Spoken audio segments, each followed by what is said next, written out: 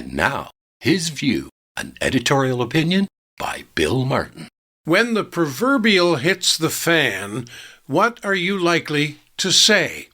If you're like so many people today, you are likely to blurt out a string of F words. That's right, a string of them. When the crisis is big enough, you don't settle for one F word. You cobble together a whole sentence of them in an effort to announce the magnitude of the occasion.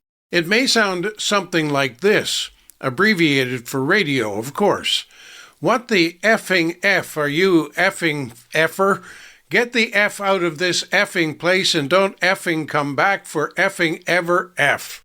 Yes, I'm talking about swearing, and the mother of all swear words, the ubiquitous F word. Once attributed to a spokesman from the Navy, the F word has not only reached the public domain, open to men, women, even children, it is now part of our lexicon, having morphed into a language almost all its own.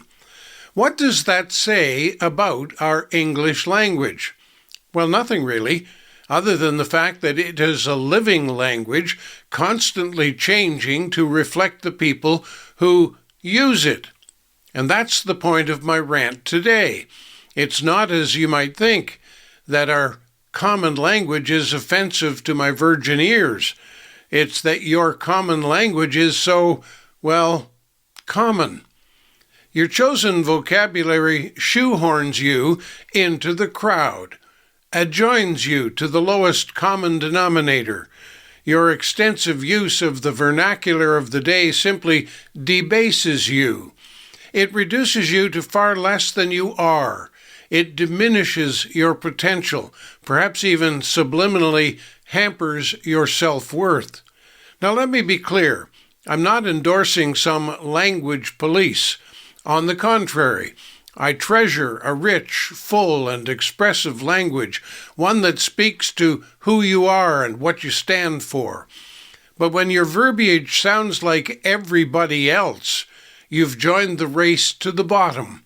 You have chosen to be bland, mundane, or, as I said earlier, you've chosen to become common. And I don't think I'm talking about swearing as an offense. True swearing means taking the Lord's name in vain, and that is offensive. That's what was referred to in terms of swearing. But what we call swearing today is not. It's just a change of connotation in words that relate to either body parts or body functions. They are not swear words at all. They're just bastardizations of everyday nomenclature.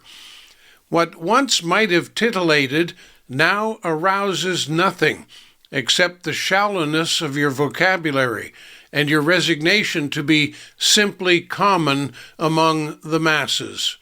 You can do so much better. You were designed for better, with a brain and a creativity that can set you apart, add meaning to your life, all of which is simply forfeited when your lexicon drags you to the bottom of the pile.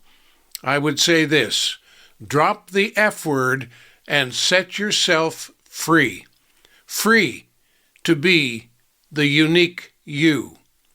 At least, that's my view. I'm Bill Martin.